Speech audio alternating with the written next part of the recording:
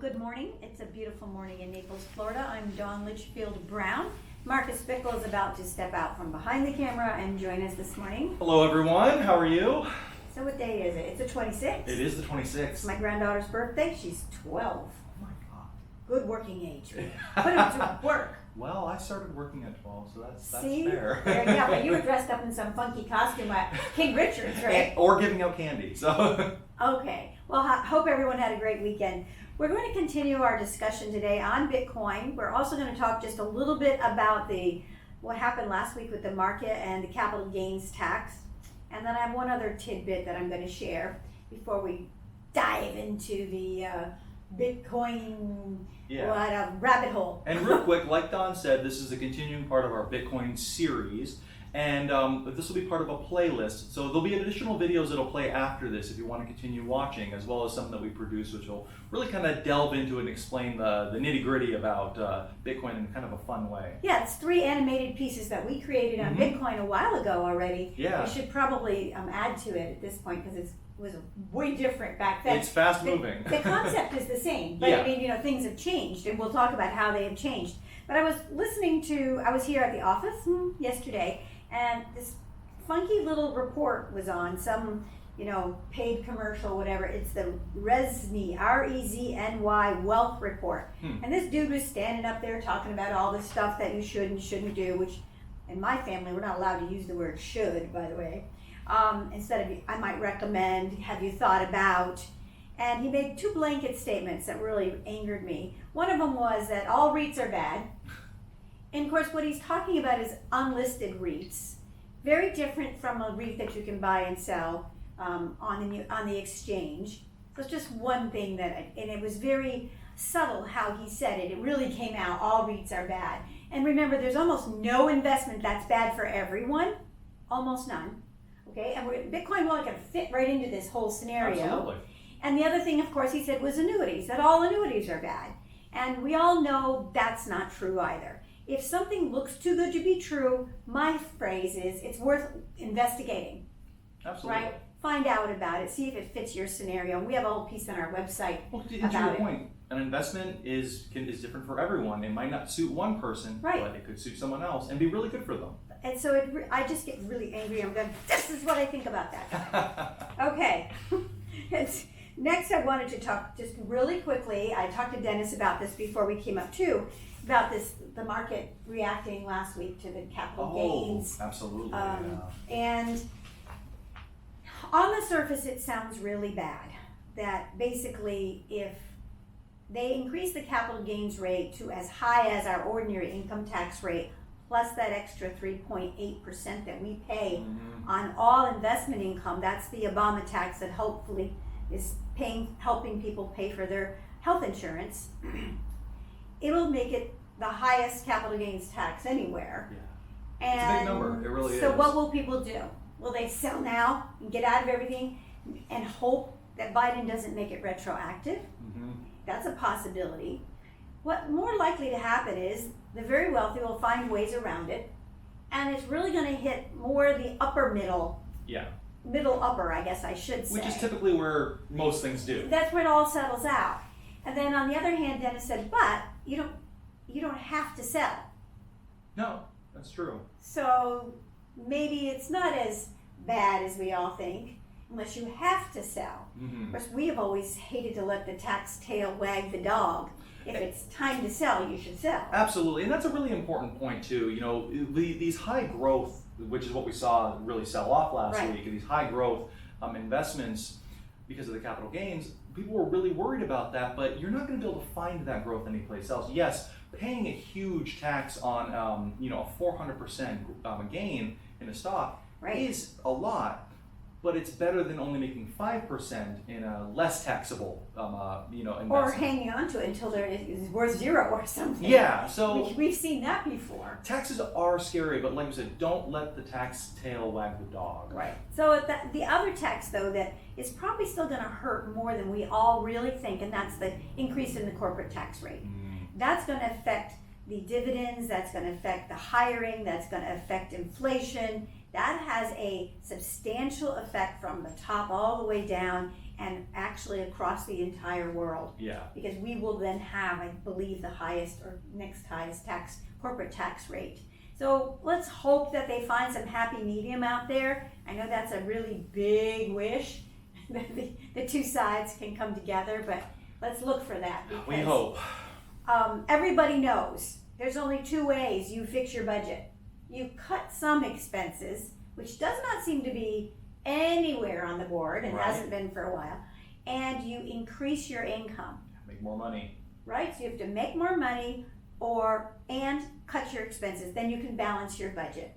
And until they can figure that out, that you need to do both, I don't think we're going anywhere. And it's been a long time. I mean, what was my lifetime was Clinton, I guess. Well, he actually, after his term was over, we had the first balanced budget that I can ever remember. Now, I'm sure we had one before when I was younger, but don't remember that. Well, that's crazy. Between the two of us, we span multiple generations, and we can only think of one real balanced budget between us. Well, and it's, it kind of all relates to Bitcoin as well. Absolutely. One of the things we haven't really talked about were the origins, and just to go over that real quick, I think we mentioned it very, very briefly before, is it was created by a gentleman. Wait, Bitcoin was? Bitcoin was, okay. Yes. Bitcoin was created by a gentleman using blockchain as a way to kind of circumvent governments and the various problems that come when you have a centralized authority saying what's worth what for who.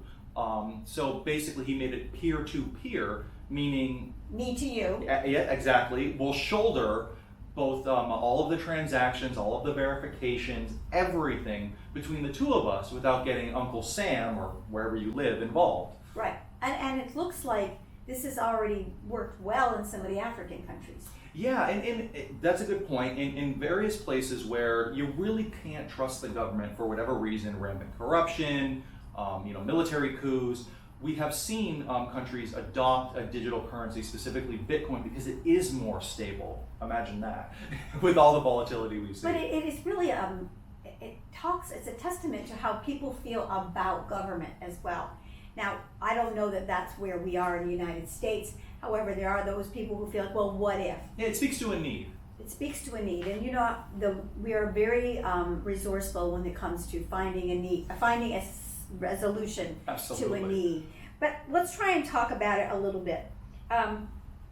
First of all, Bitcoin, in my mind, was initially set up so that you could purchase something from somebody else and not have to worry about the government or anything else. So if I wanted to buy Marcus's car, and he said, okay, and he said, all right, it's going to cost you 3 Bitcoin, this is a while ago, to buy his car, I would then get his little Bitcoin address, right?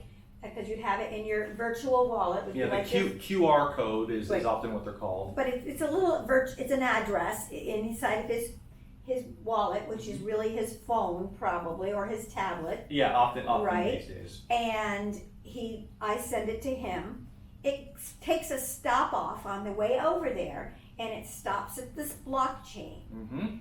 Now, before it gets there, there's some risk involved. First of all, my Bitcoin might not be worth as much the day I decided to buy the car as it is now. So maybe now I have to put in more Bitcoin to make that transaction.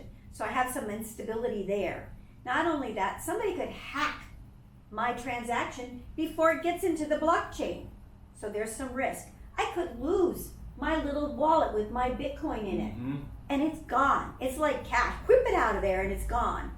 Or I could lose my password, which is never recoverable. Yeah, because of the security involved, that password cannot be reset by anyone because there's no central authority. And again, that's a really important thing. So before it hits this blockchain, there's a vulnerability, and on the other side of it as well. So now it's in the blockchain, and then Marcus's car is going to come to me. I don't know how it fits in the blockchain, the car, but anyway.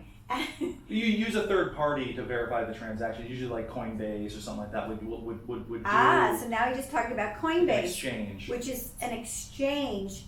Now that just went public, and 2 weeks ago, I think. I guess it. Oh my God, it's already been 2 weeks. I think 2 weeks ago, and that's the place that says, "Oh yes, we're going to verify that this car goes to over here to Dawn from Marcus. It's been paid for. It's locked into the blockchain. It's all good." Now that still sounds complicated to me. However, that's how I thought it would work. But since Bitcoin is only one of maybe 2,000 different types of cryptocurrencies. Yes. Only one type. It is the kind that we hear of most, like Zoom. There's all different kinds of Zooms, but Zoom is the one we all recognize. And Bitcoin is the same. So now with Bitcoin going from, it was $12. I think it was, yeah. In 2012, it was $12. That's how much Bitcoin was? Yeah, for a Bitcoin. I've told the story probably many times, but I have a friend who someone tried to pay him for a single large pizza, and this is probably in the 2010 era, 500 Bitcoins. And he said no, because they were worthless, essentially worthless. What am I going to do with this? The pizza was worth more. Now, so they were worthless then because not everybody knew about it. mm-hmm. Not everybody wanted it. So you have to have demand, right? For Right, something. absolutely. So there's some things you have to have for a coin to have value. It has to be scarce. It does, and they were really easily producible in the beginning, which I think is something to talk about. Right, let's talk a little bit about that because this is where I got confused with the miners and all that stuff. So when we talk about the blockchain, it involves mining. And it's a weird word to use, but basically the peer-to-peer, Don or I, someone is involved in the mining. And the mining both authorizes the transactions, all of the transactions within the blockchain, and continues to discover a new portion of the blockchain. Well, what does that mean? Well, a long time ago when Bitcoin was first created, it was a part of a very complex puzzle, a computation. In the beginning, it wasn't that complex. In fact, you could solve it pretty easily. Every time it was solved, a new portion of the chain was added, and the miner was rewarded with a certain portion of Bitcoin. In the beginning, it was roughly 50 Bitcoins, which was a pretty good reward. Give me 50 Bitcoins right now. I believe it was 210,000 blocks discovered, it would have the number of Bitcoins rewarded to the miner. So it would get less as the chain got longer. As the chain gets longer, it also takes longer to produce an additional portion of it. So in the beginning, a person like Don or I with a regular computer could spit out a lot of Bitcoins. The guy trying to buy the pizza with 500 Bitcoins was making those himself. So let's just use it this way. There's three little blocks on the blockchain. Mm-hmm. It doesn't take long for the formula to create a Bitcoin from here to go from here to here. So since you can do it quickly and fast, they were coming out like coins out of a slot machine. Absolutely. Okay? Even though they're not real coins. No, they're all digital. So they become, but as the chain gets longer and longer because more transactions have occurred, and the more and more transactions, you can only put so many in a block, you create additional blocks. Yes. I know it's a little more complicated than that, but as the blockchain gets longer and longer, it takes a lot longer to get one Bitcoin all the way out to the end. Just like a physical chain, as the chain gets longer, you have to go all the way to the end of it to add a new piece to it. So now in 2021, the chain is very, very long. It has halved, I believe, 3 times since its inception, and it only rewards 6 coins per time you discover a new portion of the chain. So let me ask the question. They always say there's a limited number of, we're going to say, Bitcoins, yes. But there's a limited number on all of them. But when the miner makes room, I'm going to call it, for a new block, mm-hmm. Does that mean there's some more Bitcoins coming out with a different serial number? As part of the overall blockchain. Okay, so that's where the scarcity comes in, because it's very hard to get another block on the end of that chain. And the block should eventually be unsolvable. There will be a point where it will no longer produce any more coins. So, kind of like there's only so much gold in the world, right. There should only be so many Bitcoins in the world. Okay. Well, I mean, and some of this is all on the 3 videos that are going to be attached to this. They're all animated, they're fun. You'll laugh. I laughed and I created them and I laughed. They are very fun. It needs to be scarce, we talked about. It needs to be fungible. Mm-hmm. It needs, do you want to say what fungible is again? Fungible means unique. Unique. It cannot be replaced. It cannot be replaced. It needs to be divisible and convenient to use. It needs and it can be divisible like a dollar has pennies. A Bitcoin has a Satoshi. Satoshi, excuse me, a Satoshi. And that real quick, because I know we're running a little bit out of time, yeah. But a Bitcoin can be broken down 100 millionth of a Bitcoin Wow. is 1 Satoshi. So when you see the price of a Bitcoin at 55,000, that can be broken down as much as you need to pay for whatever you So need we can to. crack off a piece of it and Yep. use it, whatever. Needs to be durable. While gold lasts forever, we talk about there is a ledger that lasts forever because it is held in multiple locations. And because of that, it creates its stability that it lasts forever. Needs to be verifiable, Which is part of the mining. part of the mining, and legitimate. And that's what they're doing, making sure these transactions are good. And now I don't know what happens if they see a transaction coming in from a drug lord. I don't know what that does. What do the miners do? They're not particularly worried about real world politics, is I guess the best way to do it. So, like So they just want to make sure that whoever put the money in there is the money is legitimate, and that the buyer gets whatever he bought. Correct. Okay. Whether or not it breaks the law, that's a government's problem. Okay. Accepted worldwide, which is getting close. Yeah, absolutely. Getting much closer, and that it is stable and consistent. It isn't as stable and consistent as gold, right? As of yet, obviously, it wouldn't be trading in the $50,000 range when it was only 12. I mean, I can't imagine trying to buy products with my Bitcoin when one day it was worth 50 and the next day it's worth 30,000. I mean, Well, even over this weekend, it dropped to $39,000, and now it's back up to 55 as of Monday morning. So it is not a stable investment. Right. It is definitely, as we said last week, speculative. now the one thing you mentioned was that these the chips that they need to make the blockchain. Yeah, we So mentioned blockchain does that. live somewhere. We talked about that, I believe, a couple weeks ago with the semiconductor shortage, and this is part of the problem. Since semiconductors, specifically graphical processors, things like NVIDIA, AMD, they are the most efficient at discovering that new portion of the blockchain, that mining. So they're being bought up at enormous rates. There's a global shortage. And they're also using a lot of power. Yeah, this is going to be probably a problem in the future as the world continues to worry about green technologies. But the blockchain that Bitcoin uses is designed to be inefficient. Inefficient. Satoshi, the creator, wanted people to have to put in the work as part of the mining. So initially, when it was peer-to-peer, it wasn't a problem. But now, as there's real money involved and these mining centers are being built, they use absolutely enormous amounts of power. Like we're talking city levels of power. So that's going to be a problem in the future, I imagine. So it's, people call us up all the time and say, do I have Bitcoin? Why don't you buy me some Bitcoin? Like we could go out and just buy it. And you can't buy it. Like you have to go and buy it kind of like you buy gold. It's a whole different, you have to hold it in a different place.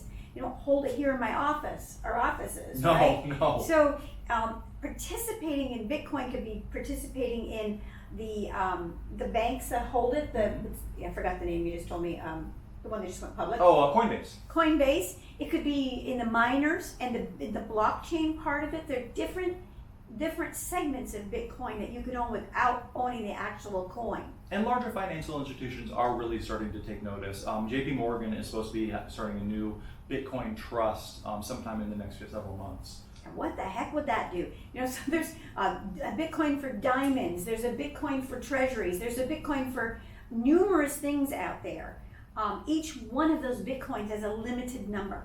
And if you caught our episode about the NFTs, the non-fungible tokens, that uses the blockchain as well in the form of Ethereum. So cryptocurrencies are definitely here to stay, I think. As long as we don't have a massive failure in our electronics in the country and the world, And because then we have something else to worry about. we're all going to go live in caves without any wheels.